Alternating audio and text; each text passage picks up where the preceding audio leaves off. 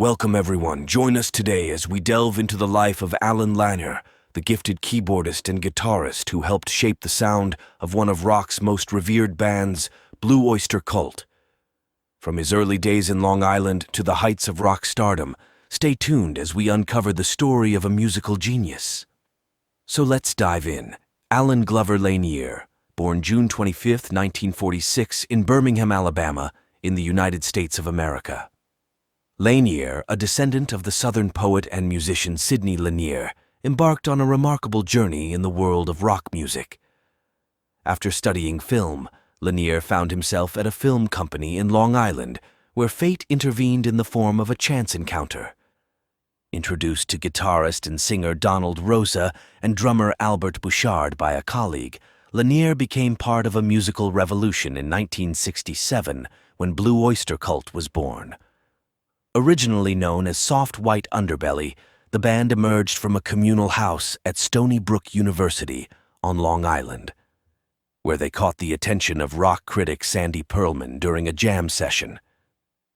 With Pearlman as their manager and creative partner, the band's lineup solidified, featuring Lanier on keyboards, Rosa on guitar, Bouchard on drums, Jeff Cagle, Aka Krishna Das, and Les Brownstein as singers, and bassist Andrew Winters. Pearlman and his friend Richard Meltzer, both contributors to the pioneering U.S. rock magazine Crawdaddy, envisioned an East Coast equivalent to the dark imagery of Alice Cooper and The Doors, a concept that resonated with Lanier and attracted the interest of Elektra's Jack Holtzman.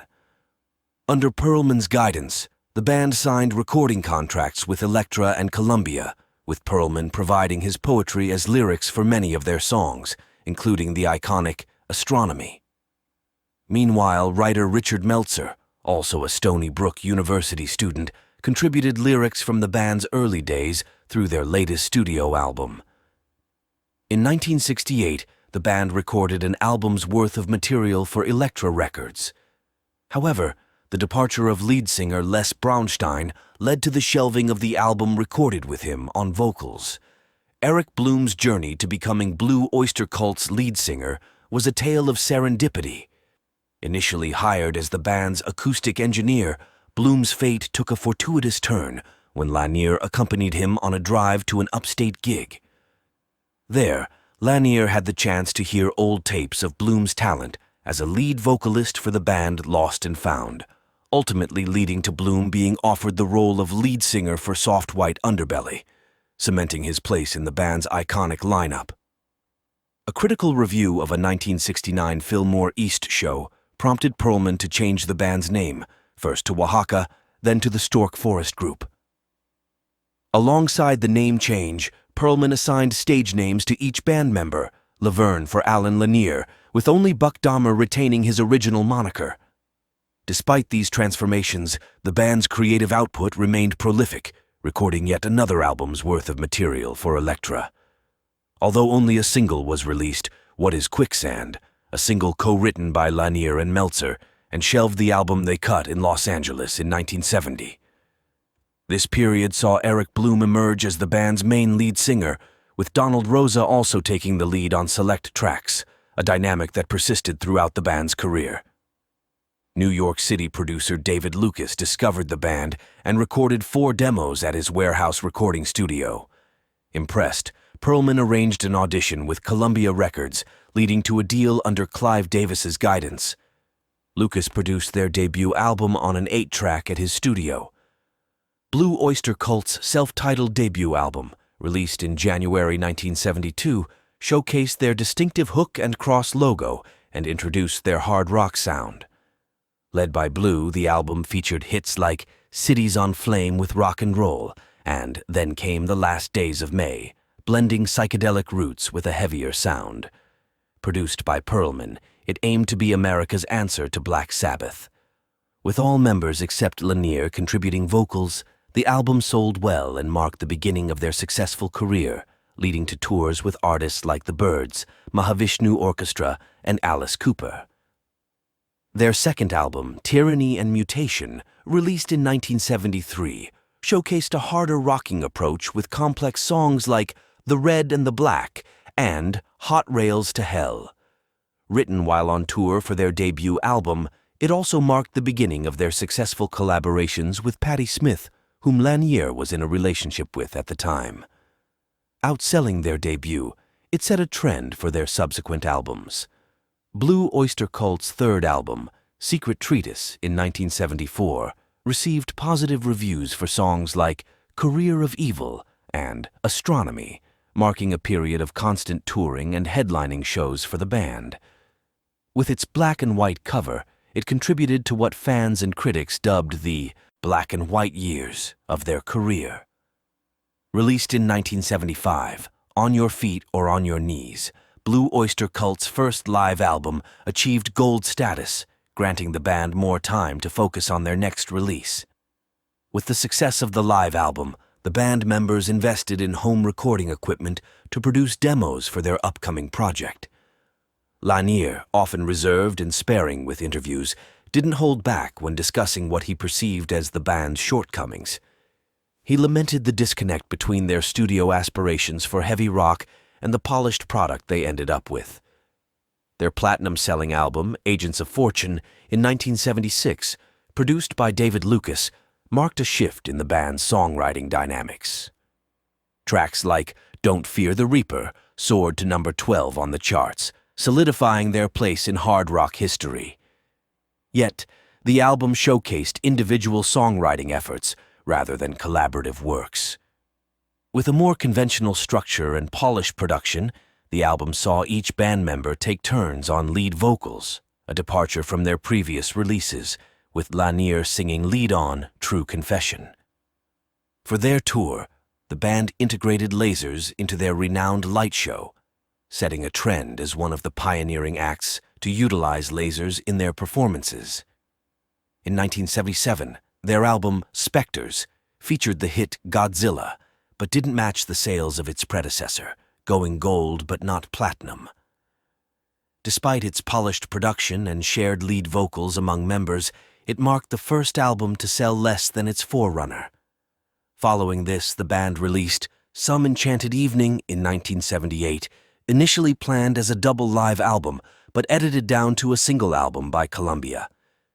Despite the edit, it became their most popular album, selling over 2 million copies and showcasing their raw hard rock energy on stage. Mirrors, released in 1979, produced by Tom Werman, marked a shift towards glossier production. With Rosa taking lead on 4 tracks, the album aimed to elevate his vocal presence. However, sales fell short of expectations. Album Cultosaurus Erectus in 1980, produced by Martin Birch, saw a return to hard rock roots. Despite positive reviews and success in the UK, it didn't fare as well in the US. The album featured Black Blade, a collaboration with author Michael Moorcock, and the band toured with Black Sabbath in support, dubbing the tour the Black and Blue Tour. Birch produced Fire of Unknown Origin in 1981, the band's highest-charting album, peaking at number 24 on the Billboard 200.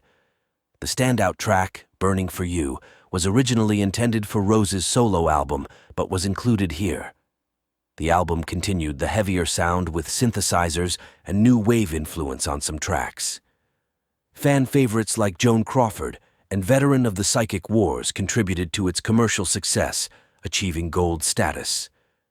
The departure of Albert Bouchard during the tour marked the end of the band's original lineup. The Revolution by Night in 1983, produced by Bruce Fairbairn, marked a shift towards a more radio-friendly sound. Despite its chart success with singles like Shooting Shark, co-written by Pattismith and featuring Randy Jackson on bass, and Take Me Away, the album fell short of gold status, signaling the band's second commercial decline. Rick Downey's departure after touring left Blue Öyster Cult without a drummer. A temporary reunion with Albert Bouchard for a California tour in 1985 caused tensions, leading to Bouchard's departure and Lanier's subsequent exit, replaced by Tommy Zavonchek. Columbia Records released the Imaginos project in 1988 as a Blue Öyster Cult album, featuring new overdubs from Bloom and Rosa to replace Albert Bouchard's vocals and guitar parts. Despite a positive review, the album didn't sell well, and the band's promotion was minimal. They were later dropped from the label when it became Sony Music Entertainment. During the 1990s, the band toured extensively, but didn't release new material until contributing to the Bad Channel's soundtrack in 1992 and releasing Cult Classic in 1994 on lineup changes. In the late 90s, they signed with CMC Records and released Heaven Forbid in 1998 and Curse of the Hidden Mirror in 2001, both featuring songs co-written by John Shirley. Despite stable lineups, album sales were disappointing. Legacy Records reissued the band's early albums in 2001, and a live album and DVD, A Long Day's Night, followed in 2002. Sadly, in 2007, Lanier retired from live performances, marking the end of an era for Blue Öyster Cult. His absence from the band since late 2006 had left fans speculating about his future with the group. Lanier's decision to step back from live shows came after decades of contributing his musical talents as a keyboardist and guitarist to the band's signature sound. Though his onstage presence would be missed, Lanier's legacy as a founding member of Blue Öyster Cult remains deeply ingrained in the band's history and influence. Lanier's contributions to Blue Öyster Cult extended beyond his instrumental prowess. As a songwriter, Lanier penned several notable tracks that became integral parts of the band's discography. Among these are True Confessions, Tenderloin, Searchin' for Celine, In Thee, and Lonely Teardrops. These songs stand as a testament to Lanier's creative vision and enduring impact on Blue Öyster Cult's musical legacy. Lanier's musical influence extended far beyond his role in Blue Öyster Cult. Beyond his contributions to the band's iconic sound, Lanier left his mark on the wider music scene through collaborations with various artists across different genres. His versatility as a musician and songwriter allowed him to make significant contributions to the work of artists such as Pattismith, John Cale, Jim Carroll, The Dictators, and The Clash, among others. Personally, in the bustling music scene of the early 1970s, Lanier's love life intertwined with his musical journey. He shared a significant relationship with Patti Smith in Manhattan during this era, but their conflicting schedules led to a separation around 1978. Lanier's emotional experiences during this time found expression in his music, notably in songs like Searching for Celine and In Thee, reflecting on the complexities of love and loss. Despite the challenges, Lanier eventually found solace in marriage to Dory Lanier, embracing a new chapter of stability and love. Tragically, on August 14, 2013, Allen Lanier passed away at the age of 67 after being hospitalized due to complications from the lung condition, chronic obstructive pulmonary disease. He is survived by his wife Dory, sister Mary Ann, and mother Martha. In 2016 at B.B. King's in New York City, a special tribute concert for Allen Lanier of Blue Öyster Cult took center stage. Among the heartfelt moments was the presentation of Allen's Long Island Music Hall of Fame induction award to his widow Dory Lanier. The event celebrated Allen's enduring legacy and contributions to music, bringing together fans and friends to honor his memory in the city he called home.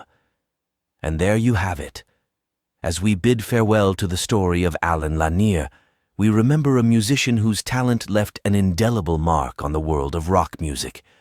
From his groundbreaking contributions to Blue Öyster Cult to his enduring legacy, Lanier's influence continues to resonate with fans around the globe. Thank you for watching. Don't forget to like and subscribe for more videos just like this. Take care and bye for now.